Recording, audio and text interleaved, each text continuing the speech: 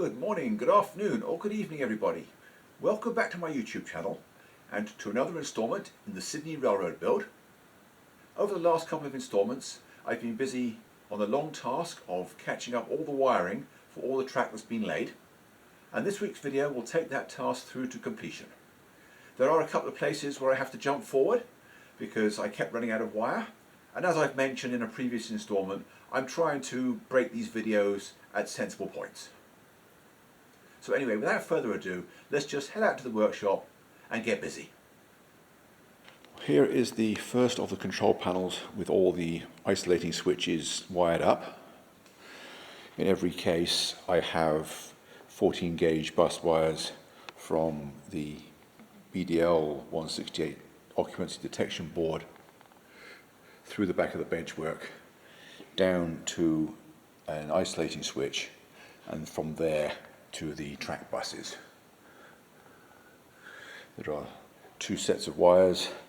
I have two looms of 7 wires going to this side for the main storage tracks, and 2 looms of 4 wires each to this side for the engine spurs. This was the easiest one because the runs are fairly short, and as soon as I finished doing it I was thinking that maybe I should have left this till the end because it would have been an ideal opportunity to use up short offcuts of wires. But it's done now. I'm going to go on to the next one, and at some point I'm going to start running out of wire. So when that happens I will make a list of which colours I need to reorder and put an order in. So let me get on with that and I'll be right back. Well, I knew I was going to start running out of wire sooner or later. I didn't expect it to be quite so soon. I have got all the engine terminal tracks connected up. Here they are there. I've got the one loom coming down through the benchwork to the board, and I have the other one going around the back to the bus wires. I have already run out of 3 different colours before I even get the first half of the main staging tracks done. But anyway, I have got plenty to get on with. I have put together a list of all the colours that I'm short of. I will get an order in the next few minutes, and that should be here in a couple of days. Fortunately, they do deliver very quickly. Here is the status of this first control panel after a few more hours work.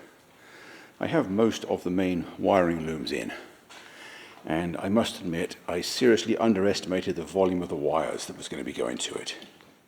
There are 42 14 gauge wires and already 21 3-core RC cables, and there'll be another 6 of those, so there'll be 27 of those altogether. And the problem is, although these RC cables had plenty of slack in them when I installed them, the bulk of the other wires is causing some of them to stretch, and already a couple of them have come unplugged. So I'm going to have to put in some short extension pieces. Also, they're dangling down and getting in the way of the trains, so I've got to arrange some kind of shelf in here to hold them up. I've already worked out what to do there. I don't think that's going to be difficult, but I'm hoping that it's not going to stop the panel from resting properly on the rack when in its closed position. Well, it took me 2 attempts, but I now have a method that works. It holds all the wires up out of the way while not impeding the hinging operation of the panel. I've got these 2 hinges on the back of the panel and an H frame of 1/2 inch plywood, which is free to just slide on this cross piece. This extra bit in here was necessary because these wires were hanging down and getting in the way of the trains. The first method didn't work because I tried using a piece of masonite and these wires were just in the way. They stuck up too far, or down too far as the case may be. So with this arrangement they now go through this gap, and they're still way above the trains. There's still about an inch of clearance. You may notice that all the RC wires are gone.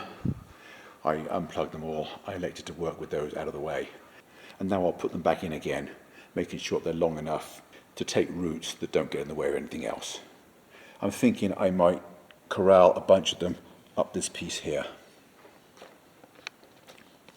just loosely zip tied in place. And then I'll probably take the others up the other side. But before I do that, there needs to be another loom of 16 wires to get the indicator LEDs working in the panel at the other end of the staging yard. I'm going to use the second pole of all these on-off switches to control LEDs in the panel way down the other end by the trash can.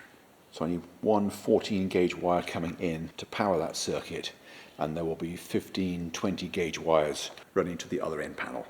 And each of those will go through an LED and then combine once again through another 14 gauge wire, completing the circuit to the power supply.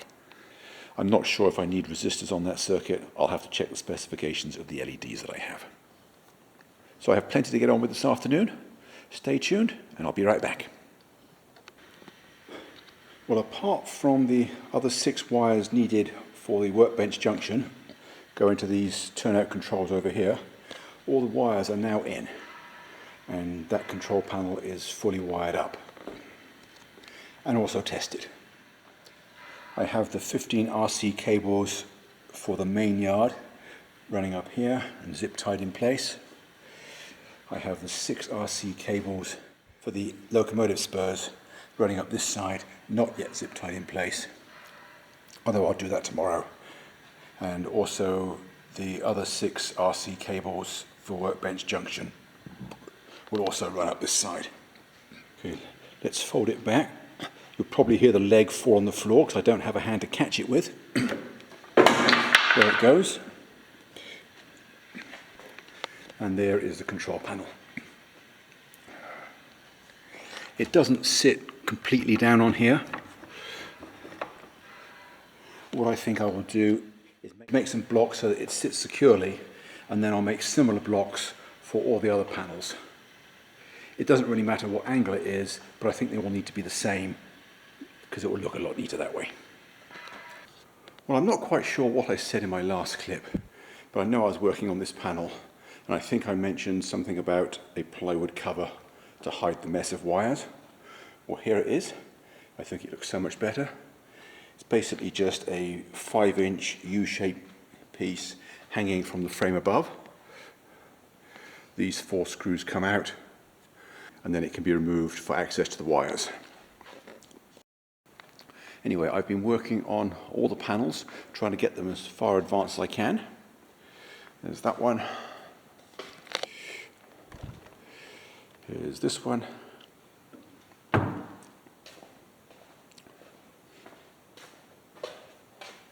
And here is the one at the other end. I'm not installing the LEDs at the moment. I'm going to just put in 1 or 2 as proof of concept, but I'm not going to install them all in the plywood top because the only sensible way I have of attaching them is to glue them in place, and that's going to make it a lot more difficult to transfer them to the aluminum. Anyway, with these last 3 panels, there's a lot fewer wires, so I was able to get by with just a single strip of plywood, and I zip tied all the wires to the edge, and that works very well. There's no tendency to lift the panel at all. So if we go back to the other end, I think I'm going to try to reorganize this mess using the same method as before and zip tie the wire looms to the edge of the plywood. Because rather than having a thick mass there, I think that'll be a lot thinner, and I might even be able to get the panel to rest properly on the supports like it was supposed to. Even if the wires do tend to lift it slightly, as long as there's not too much upward force, the final panel should solve the problem, because the 3mm aluminum top is going to be approximately 4.5 times the weight of the 3/16 plywood that I got in there now. Anyway, once I have reorganized those wires, that'll be about all I can do on the panels for now. All except that first panel are missing all the RC cables. And I mentioned I was out of long cables. Well, I ordered a whole load more. In fact, I already had them on order when I made that last clip. I ordered 20 packs of assorted short cables and 10 packs, that's 200 cables, of the long ones. Anyway, what's interesting and also a little annoying is that I ordered the cables at the same time in one single order, and they were shipped out on the same day. But he shipped the short cables UPS, which is normal for Amazon, and ship the long cables US mail. And guess what? I got the short cables in 2 days, last Wednesday, but the long cables are not expected until the following Thursday. And it's the long cables that I am completely out of. I could still do another panel or two with the short cables that I have left. So that's really annoying. I thought everything you got on Amazon came UPS. I guess I was wrong. But not to worry, there's still plenty more I can get on with. I think the next thing I will do over the next couple of days is to start laying track through the canyon scene. I wasn't going to do that until I got the wiring caught up, but that seems like a good place to continue. But before I get there, I'm still going to go back and readdress these wires. Because as I said before, I think I can make it better. So let me do that, and I will be right back. I'll let you know how it went. Well, I have now got it so that the panel will go all the way over. The biggest problem I had was this big mass of wires here was fouling with the corner. So I cut the corner out, and that made a huge difference. I also rerouted all the RC cables under these two looms in this case, and on top of everything over this side. And I've bent these two looms up at a fairly sharp angle. And although it may look silly at the moment, those sit nicely on top of there when it's folded up. It took me several attempts. You can see how many zip ties I wasted. But they're cheap, so not to worry. So let's fold it up.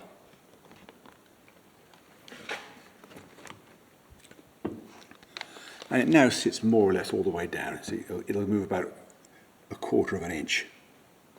I don't really want to go any further than that, because if I do that, the bottom of the plywood cover is visible. So I think what I'm going to do is just accept that 1/4 inch, put spacers in so it sits there, and then do all of them the same. I'm fairly happy with that result.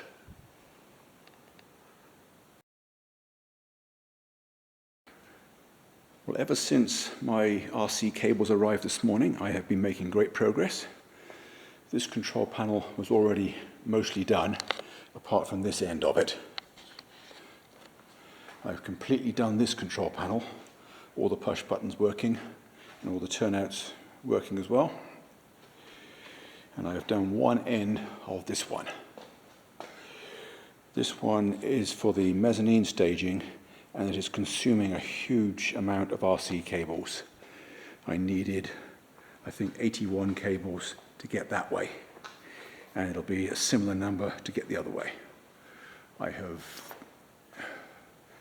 got the cables in as far as here, but it's after 6 o'clock, so I'm going to go in now, feed Zeus, and continue tomorrow. I'm also going to order some more cables, and hopefully I can get them here quicker this time, because I'm not going to have enough to finish. We've got 2 packs left. I'm sure it'll be enough to finish this panel, but it won't be enough to do this one. And then when that's done, I still have a few to do at this end. I've got the workbench junction and the mezzanine junction. And those two will also consume quite a lot of cables because there's some long runs. Anyway, as I say, I'm going to sign off now, and I will see you again tomorrow. Well, I've now got as far as I can with the cables that I have. I have finished wiring up the second end of the mezzanine staging, which is what used up most of them. I've also got the 6 turnouts and the rear yard ladder for the main staging yard, and I have the control wires most of the way through, from the quad LM board around the end and as far as here. You can see the ends dangling down. If I had 6 more long wires, I could finish that yard ladder. But I'm completely out, and I'm not inclined to make up the difference with numerous short cables. I want to do it with as fewer cables as possible. But I did order another 200 plus wires last night, and they'll be here on Monday. So it's only a couple of days. I've got plenty to get on with in the meantime. So stay tuned, and I'll be right back. Although I've been busy continually on this railroad, I haven't made any clips for a while. You probably don't see any new construction, but I'm sure it's obvious that I have done a lot of cleaning up. As we can see, all these staging yards along here are completely vacuumed up. I actually vacuumed the whole railroad towards the end of last week, and I spent Friday running a track cleaning train over everything. It's not so much to clean the tracks, but to test everything. But running track cleaning cars does save a lot of time on manually cleaning it. Here is my track cleaning train. I have 2 cleaning cars on each end of the locomotives. It's always best to push the track cleaning car ahead of the locomotive, because that way it has a chance to clean the track before the locomotive wheels get there. And by putting cleaning cars on both ends, the train is reversible. I had to use 2 locomotives because there's a lot of drag on these cars, and 1 locomotive would not push 4 of them up a 2% grade. It would do 3 but not 4. Anyway, while I was in the process of testing everything, I found a lot of wires that were missing. There was missing wiring for the yard ladders on both ends of the main staging yard. This ramp up the back, I haven't got the bus wires in yet. Well, part of it is wired up, but the bus wires are not connected to the DCC. And I discovered this morning that most of the wiring for the reversing loop area is missing. I've got all the bus wires in now, I think. I've still got to put feeders along these 2 lower tracks. I know I did the reversing loop itself at the far end while I was laying the track, but the feeders stop just under the helix at that point. So I've got to do these turnouts. That's 1 section. There's the section joints, and then these 2 parallel tracks are 2 legs of a Y. So I have 2 dual frog juicers, 1 for the Y and 1 for the loop. So I'm going to get back to work now, get all this wiring finished, and hopefully it'll work. So stay tuned, and I'll be right back. Well, today is a bit of a milestone on this project. As you can see and hear, the track cleaning train is now at the top of the grade. So I have now officially caught up with the wiring. Every inch of track that has been installed has now been wired and tested. I've run over every inch of track and both ways through every turnout. I've got 1 more turnout that I need to have a look at. I think I've got a dead section. When I use this crossover, I get a bit of stalling. So I suspect that one of these 2 turnouts has a bad jumper to the frog. So I'm going to separate the 2 locomotives so I can find out which one it is.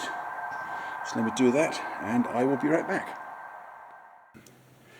Well, I'm back again. I know it doesn't look any different, but I put 2 extra feeders in.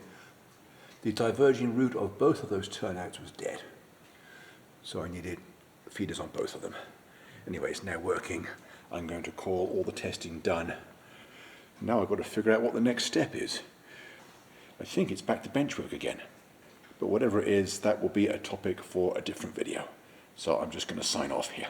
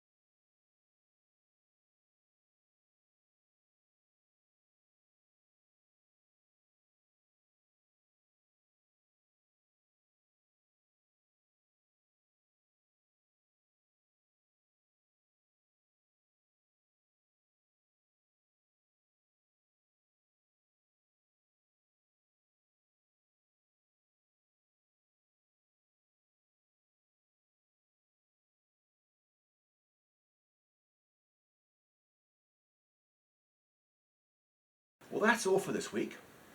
As you probably noticed, during those 2 breaks I did get all the track and bridges completed on the peninsula. That will of course be a topic for a future instalment, and I hope to see you back here for that. In the meantime, thanks for watching and bye for now.